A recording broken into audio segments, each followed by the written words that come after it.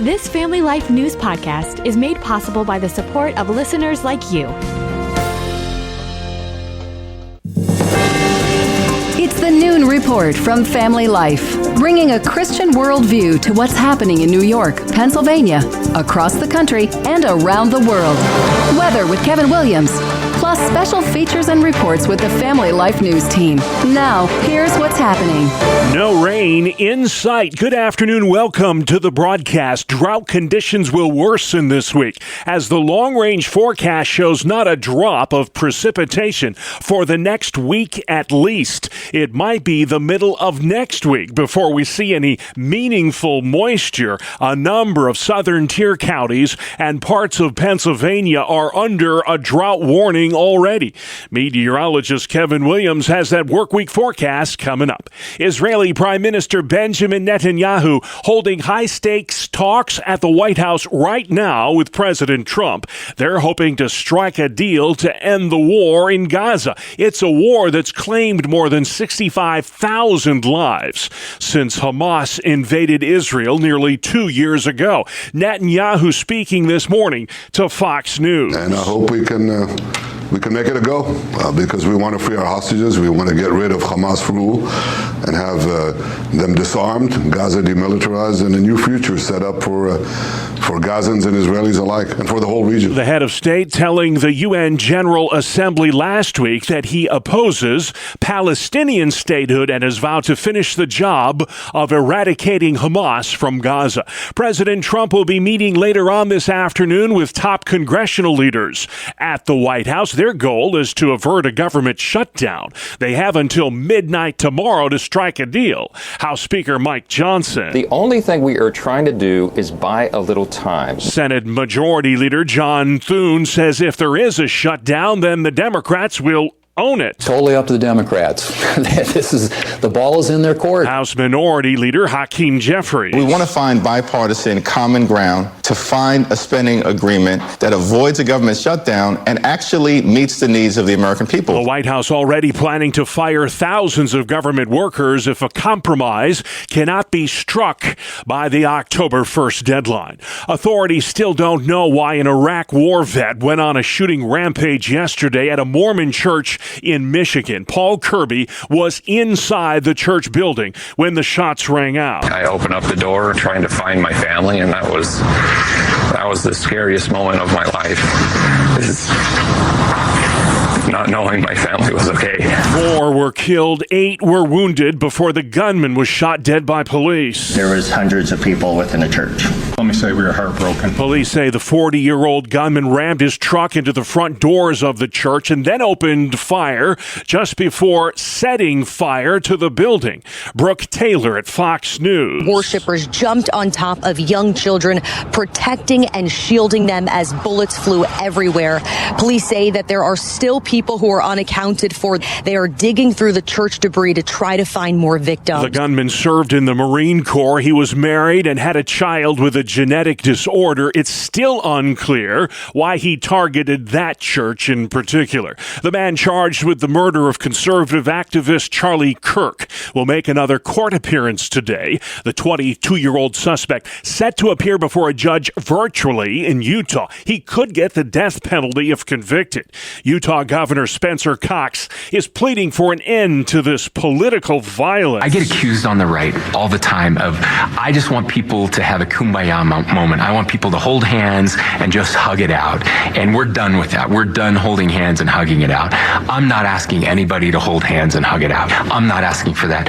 I'm trying to get people to stop shooting each other. Police say Kirk was killed because of his political views at a campus rally in Utah September 10th. Defense Secretary Pete Hegseth has ordered 200 National Guard troops to Portland, Oregon for the next 60 days. That order was given to protect ICE facilities from domestic terrorists. The White House describes Portland as a war-ravaged city. Portland is, I don't know how anybody lives there. It's amazing.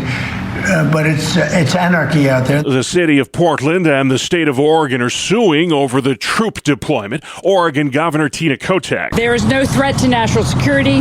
and there is no need for military troops in our major city. The president has previously sent troops to L.A. and Washington, D.C. and announced a planned deployment to Memphis as well. New York City Mayor Eric Adams has officially abandoned his bid for re-election, the Democrat dropping out of the race Sunday, and he's imploring New York voters to reject the socialist frontrunner, Zohran Mamdani. Extremism is growing in our politics. Our children are being radicalized to hate our city and our country.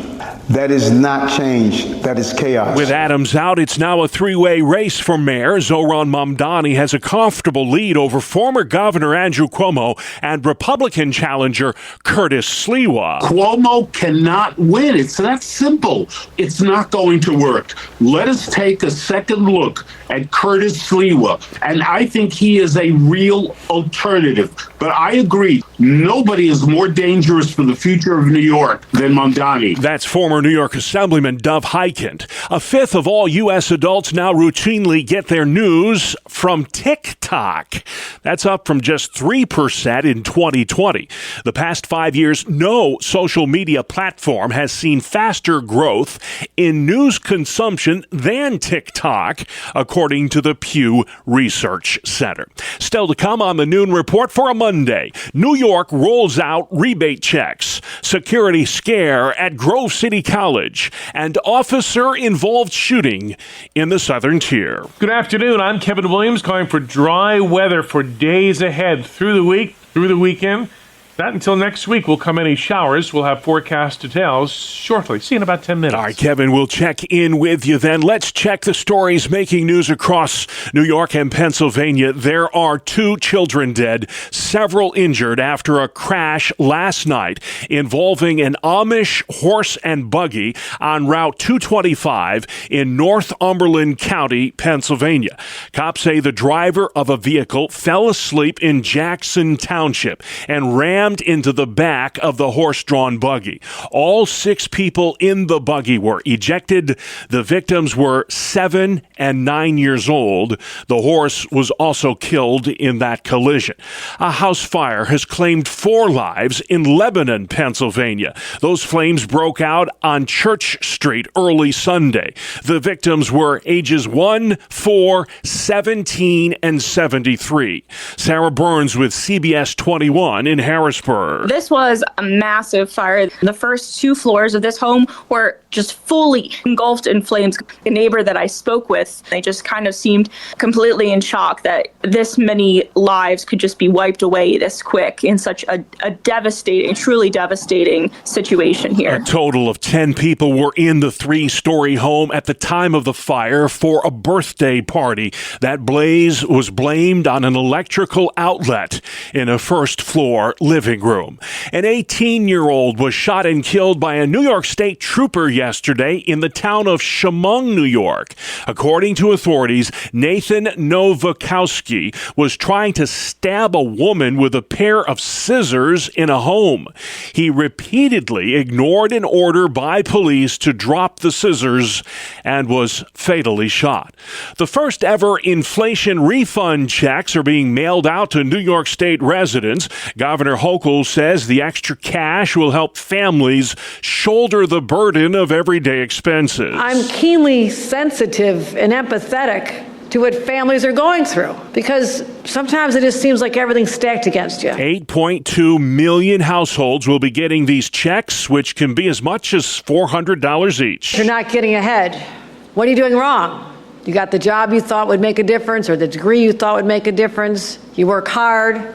And you know, the bills keep piling up. The first batch of checks were mailed out last Friday, and those deliveries are slated to continue through November with no action required from eligible residents. Pennsylvania State Treasurer Stacey Garrity is offering counties $500 million in low-interest loans to hold them over in the midst of a 3-month late state budget impasse. Garrity announcing last month confirmed that she'll be challenging Governor Shapiro for his job in 2026. Michael Statler is with the Carlisle School District. As far as cash flow, we're sitting okay right now, but as time goes on, it's more and more of a challenge, and we're going to have to make more tougher decisions as we get closer to December and January. Many Pennsylvania school districts are taking out loans now to pay their bills, and others have put a freeze on spending and hiring as the fiscal stalemate drags on in Harrisburg. A false report of a gunman has shaken a Christian college in western Pennsylvania. Police swarmed Grove City College yesterday afternoon after a call to police reported an armed individual near the campus library. The building was evacuated and students were told to shelter in place. While authorities searched the premises, no threat was found. The incident is being investigated as a computer-generated swatting call. A Western New York political scientist is keeping a close eye on the wheelin' and dealin' on Capitol Hill. The University of Buffalo's Dr. Jacob Nieheisel says a government shutdown has far-reaching consequences, depending on how long it lasts. It's becoming more and more likely that a shutdown is going to happen. People are going to end up being somewhat surprised at exactly how much the federal government does, and that's going to be very apparent when it's not there in its full capacity. Many not-for-profits will feel the pinch as well, including the Service Collaborative. That's a Buffalo-based workforce development group. Executive Director Katie Serrata. It's not just the programming, it's really the lives of the staff at the organization, it's the lives of the participants in our programs. President Trump's meeting with top congressional leaders this afternoon with the hopes of striking a deal to avert a government shutdown. The deadline is midnight tomorrow. A new survey shows a lot of aspiring home buyers have given up on their dream of owning a home. Michael Wallace has more in this report. 1 in 6 tell Bankrate they've stopped trying to buy a home in the past 5 years. They are tired and they are frustrated. Bankrate financial analyst Stephen Cates blames high home prices and mortgage rates. Both of those are hard to approach, and people feel like those are just out of reach, unaffordable. Cates says there are some affordable homes, but they're not in desirable areas or they're old and need a lot of work. Cates says home affordability is at its worst level in decades. That's Michael Wallace reporting. Sports is next. We call it the 2-minute drill right here on the Family Life Noon Report. Good afternoon, I'm Randy Snavely. Bob, the Bills were not at their best until it counted most. With the outcome still in doubt halfway through the fourth quarter, Josh Allen delivered. Facing a third down situation, Allen rushed for 27 yards, and then on the next play, he threw a 28-yard touchdown pass to Dalton Kincaid, and that kind of sealed the deal. 31-19 the final. Allen threw for 2 touchdowns and rushed for another. Buffalo now 4-0 on the season. Also jumping out to 4-0 are the defending champs, the Philadelphia Eagles. They took down previously unbeaten Tampa 31-25. Jalen Hurts threw 2 touchdown passes. How about the G-Men? The Giants rookie quarterback Jackson Dart threw for a touchdown, and he rushed for another one as New York picked up their first win of the season. They upset the Chargers 21-18. In Dublin, Ireland, the Steelers held on to defeat the Vikings 24-21. Kenneth Gainwell rushed for 2 touchdowns to help Pittsburgh to a 24-6 lead in the fourth quarter, but Minnesota stormed back and lost the ball on downs on their final drive. Other winners in the NFL, the Falcons, Lions, Patriots, Texans, Rams, Jags, Chiefs, Bears, and the Packers and Cowboys tied their game 40-40. Hey, the playoffs are set in Major League Baseball. The New York Mets are not in it. All they needed was a win in Miami, but the Marlins knocked them out 4-0. So you've got the Red Sox taking on the Yankees on Tuesday in a wild card game, while Cleveland takes on Detroit in the American League. In the National League, the Cubs face the Padres while the Dodgers host the Reds. Team Europe claimed the Ryder Cup, holding off a valiant comeback by the U.S., but in the end, 15-13 the final. And in NASCAR, Chase Elliott is heading to the next round of the playoffs by holding off Denny Hamlin in double overtime take the checkered flag in Kansas. That is a look at sports. All right, Randy, thank you very much. And still to come on the Noon Report, mass shooting at Michigan Church, the president and the prime minister, and the clock is ticking toward a government shutdown. Welcome to Breakpoint, a daily look at an ever-changing culture through the lens of unchanging truth. For the Colson Center, I'm John Stonestreet. It's not often that a prominent figure will admit he's wrong about a hot-button cultural issue, but that's exactly what author and podcaster Malcolm Gladwell did recently. On the Real Science of Sport podcast, Gladwell confessed that when moderating a panel back in 2022, he'd been cowed, that's his word, into agreeing that men should be allowed to compete in women's sports. He knew at the time, he said, that it made no sense to claim that men have no advantage over women in sports, so Gladwell remained silent. He now thinks that 90% of the audience, even back then, knew the same truth, but only 5% were brave enough to say that. Today, he thinks, the social pressure has changed. Quote, "If we did a replay of that exact panel," he said, "it runs in exactly the opposite direction. It would be near unanimity in the room that trans athletes have no place in the female category. I don't think there's any question. The reason I'm ashamed of my performance at that panel is because I share your position 100%. And I was cowed in a dishonest way. I let a lot of howlers pass without comment," end quote. It was when a trans advocate who was sitting on the panel said, "You have to let us win," that Gladwell says he realized that the whole conversation was truly about something else. Quote, "The trans movement, they're not asking for a place at the table. They're not asking to be treated with respect and dignity. What they're asking for is no one to question their considerable physiological advantage they bring to the sport. When I heard that, I was like, this is nuts. And yet, I didn't say anything," end quote. Well, Gladwell's admission here is the latest chapter in our so-called vibe shift, specifically about this issue of transgender ideology. And he certainly wasn't the only one cowed in the last decade or so, but that someone of his prominence and his influence could still be intimidated shows us just how powerful social pressure can be, and also the consequences of remaining silent. To paraphrase Francis Schaeffer, people often will catch their ideas like they catch a cold.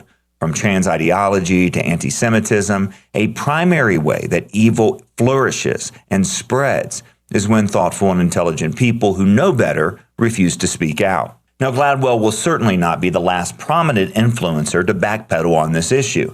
But how should the rest of us respond when someone admits error? That's a question that applies not only to celebrities, but also to our neighbors and our friends and our family members, even fellow Christians. There was a similar question that faced the early church after the Great Persecution ended in 311. Survivors were confronted with Christian leaders who had buckled under the pressure of persecution and denied Christ. It became known as the Donatist controversy. While some called for immediate mercy and forgiveness, others argued that Christian leaders should only be restored after time and acts of penitence. And then there were those who claimed that there could be no restoration at all after such a betrayal. They became known as the Donatists. The debate led to one of the first large-scale splits in the history of the church. In the end, the majority of Christians chose a form of mercy, not as a way to coddle sin, but as a way to prioritize the message of grace that's central to the Christian worldview. Only Christianity really provides the framework for forgiveness. From the mothers of slain Amish schoolgirls to the members of Mother Emanuel Church in Charleston to Erica Kirk at her husband's memorial service, forgiveness is a way that the church stands out. For the Colson Center, I'm John Stonestreet with Breakpoint. All right, John, thank you very much. Work week weather next with meteorologist Kevin Williams. Here is your family life forecast for this afternoon. Sunny for most, partial sunshine, central and eastern Pennsylvania. High temps 70s to near 80. Tonight, partly cloudy, low temps near 50. For tomorrow, partial sunshine in Pennsylvania, central and eastern areas. Otherwise, mainly sunny, highs in the 70s. Cooler on Wednesday, sunny with high temperatures in the 60s. All right, if you're looking for rain, keep looking. There's none of that. for quite a while. Thank you, Kevin. This is the Noon Report. I'm your host, Bob Price, and here's what's going on Monday, the 29th of September. A meeting of the minds is happening right now at the White House. It's all about peace in the Middle East. Israeli Prime Minister Benjamin Netanyahu and President Trump discussing ways to wind down the war in Gaza. CBS's Linda Gradstein. President Trump's 21-point plan aims to end the Gaza war, set up a post-war governing mechanism, and bring home all 48 hostages still in Gaza, 20 of whom are believed to still be alive. U.S. Special Envoy Steve Witkoff held a 2-hour meeting with Israeli Prime Minister Benjamin Netanyahu to try to get him to agree to the plan, despite Netanyahu's hesitation about the proposal's terms for Hamas to disarm and the role of the Palestinian Authority in post-war Gaza. Officials are digging through the rubble of a Mormon church in Michigan after a man plowed into that church yesterday with his pickup truck and then started shooting people. He set the building on fire, too. 4 are known dead, at least 8 wounded. We heard a big bang and it blew the doors in the church, and then everything after that was chaos. Never have I ever heard of anything happening like this ever in my life. I'm completely distraught. Former Assistant FBI Director Chris Swecker. It's either domestic terrorism or hate crime. The gunman was a Marine vet who served a tour of duty in Iraq. He was shot and killed by police. Authorities still don't know why he chose that church to attack. President Trump hosts last-ditch talks today at the White House with top congressional leaders. They hope to strike a deal to avert a government shutdown. The deadline is midnight tomorrow. God forbid the Republicans shut the government down. These people are crazy, the Democrats.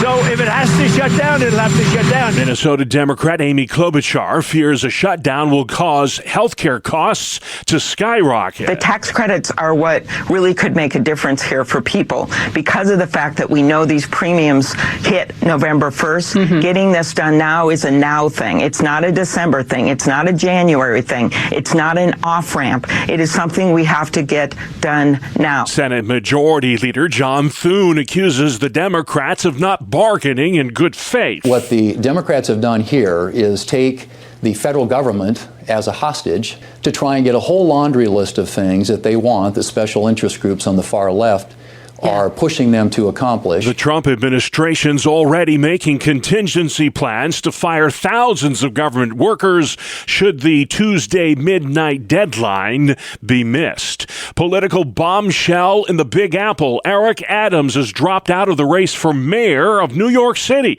The Democratic incumbent cites a lack of funding as the reason why. I cannot continue my re-election campaign. The constant media speculation about my future and the campaign finance board's decision to withhold millions of dollars have undermined my ability to raise the funds needed for a serious campaign. Socialist candidate Zohran Mamdani has a big lead over the rest of the field, which includes former Governor Andrew Cuomo and Republican challenger Curtis Sliwa. 2 major storms in the South Atlantic creating dangerous conditions along the East Coast. Hurricane Umberto and Tropical Storm Imelda expected to remain at sea, but millions along the Carolina coast, Georgia and Florida will still deal with heavy rain, high wind, and dangerous rip currents. You're listening to the Noon Report for a Monday on Family Life.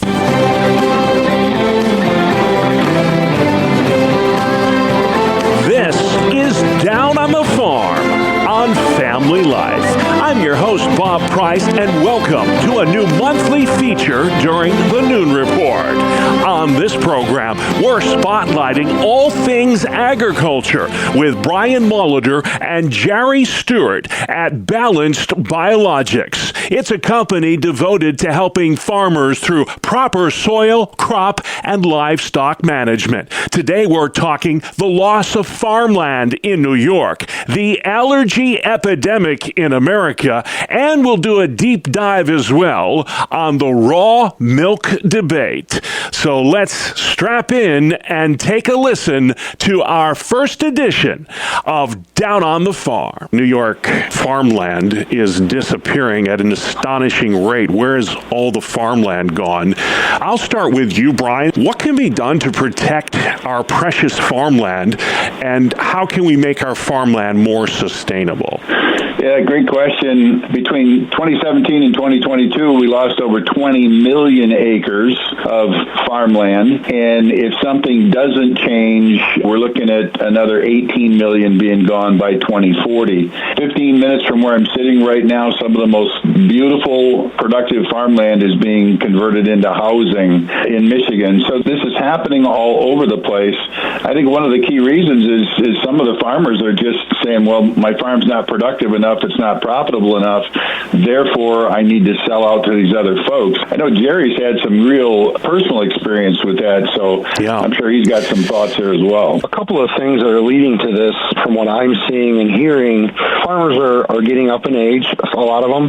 The next generation either is not interested or there's not enough money to pass it on. And so when an opportunity comes along, it's just hard to pass that up. Brian, I want to move on. Food allergies is a big deal. It's just incredible to see how many things people are allergic to these days. Cases of food allergies have doubled in this country since the year 2000.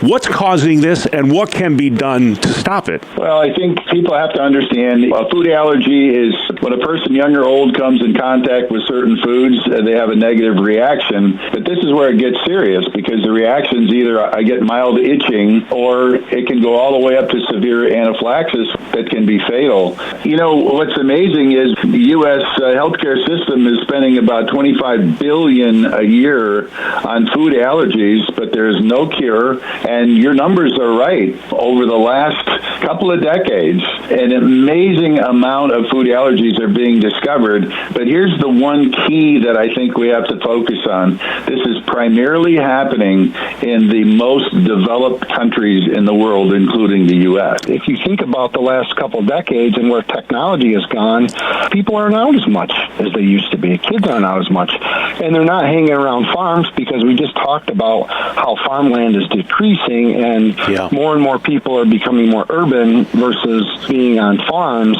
And so we're getting farther and farther away from what I would call natural food systems. Yeah, I think Jerry's exactly right. We're living a very different lifestyle. We're just not living that outdoor life anymore. We're not getting outside enough. And frankly, what has happened to our food sources with all of the processing, it's an absolute sin as far as I'm concerned. Yeah, and correct me if I'm wrong, if you're reading the labeling and the ingredients in something, if you can't pronounce it on the side of the package, it may not be good. I'm just guessing. I don't know. Brian Molitor and Jerry Stewart, our guests today on this month's edition of Down on the Farm, a monthly feature on family life, talking about agriculture issues, food issues. There is a great debate, guys, in this country right now about whether or not to consume raw milk. Whenever I Google that question, is raw milk safe to drink? The answer I get is no, it is not. Convince me otherwise, Brian, that raw milk is not just safe, but can actually be good for me. Okay, here's what we want our listeners to understand. Raw milk is simply milk that has not been pasteurized, and pasteurization is a process that heats milk to a specific temperature for a set time to kill certain bacteria. Raw milk is legally available in many other nations, including England, New Zealand, France, Italy, Germany, Norway, Sweden, Finland, and Denmark, among others, and it is legally available in 43 American states. So the notion that somebody can answer that question, yes, it is healthy, no, it is unhealthy, is a little foolish. Here's how I'd say it.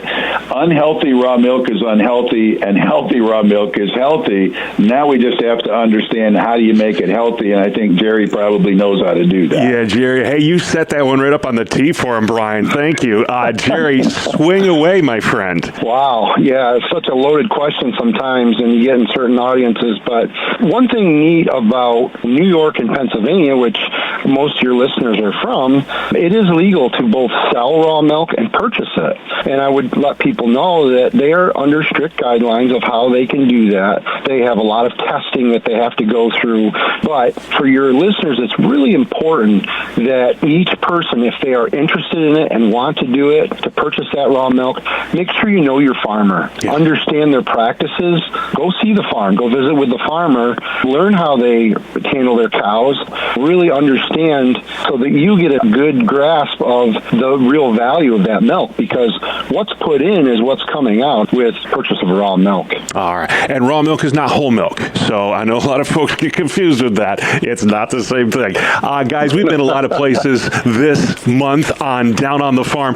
Whether you have a question about the lack of farmland or food allergies or this whole debate about raw milk, you guys have a wonderful website where folks can go and learn more about you. Brian, if you would, where is that online? We'd love to have our new friends stop by at balancedbiologics.com. That's balancedbiologics.com. And that's Brian Molitor, along with Jerry Stewart, for this month's inaugural edition of Down on the Farm. We're talking all things agriculture, the last Monday of every month, right here on the Family Life Noon Report. And you can download our new Down on the Farm feature online anytime. Go to Apple Podcasts, Spotify, YouTube, or FamilyLife.org. Just look for the special features icon on our news podcast page. Good afternoon to all. Here is your Family Life regional weather forecast. High pressure is going to rule the week, and the result, dry weather will continue. That will mean a continuation of the rainfall deficit and the drought conditions in parts of the area. High clouds ahead of disturbance in front on the coast will occasionally dull the sun in parts of central and eastern Pennsylvania and parts of the southern tier of New York, but on balance, fair skies, quiet weather will carry us through the week with a cooling trend. For this afternoon, sunny for most, partial sunshine, central and eastern Pennsylvania, high temps 70s to near 80. Tonight, partly cloudy, low temps near 50. For tomorrow, partial sunshine in Pennsylvania, central and eastern areas, otherwise mainly sunny, highs in the 70s. Cooler on Wednesday, sunny with high temperatures in the 60s. All right, thank you very much, Kevin Williams. And finally at noon today, if you get your kicks from coffee, well, today is just for you. Family Life's Brian Query. We celebrate coffee every day, but today we celebrate National Coffee Day. But it wasn't always celebrated. In fact, if it weren't for the Boston Tea Party in 1773, Americans may never have swapped tea for coffee. When the colonies revolted against King George III's hefty tea tax, tea was out and coffee was in. Things really started to percolate in the mid-1800s when coffee began being sold regularly in the West. Today, the U.S. coffee shop market has grown to an over $45 billion industry. And though the history of National Coffee Day seems a bit cloudy, we know today is a day that many of you will love, a latte. Brian Query, Family Life News. All right, keep the jokes coming, Brian, and that's our world. The world we live in, Monday, September 29th. I'm Bob Price, Family Life News. You've been listening to the Noon Report, heard weekdays on Family Life. Thank you for listening.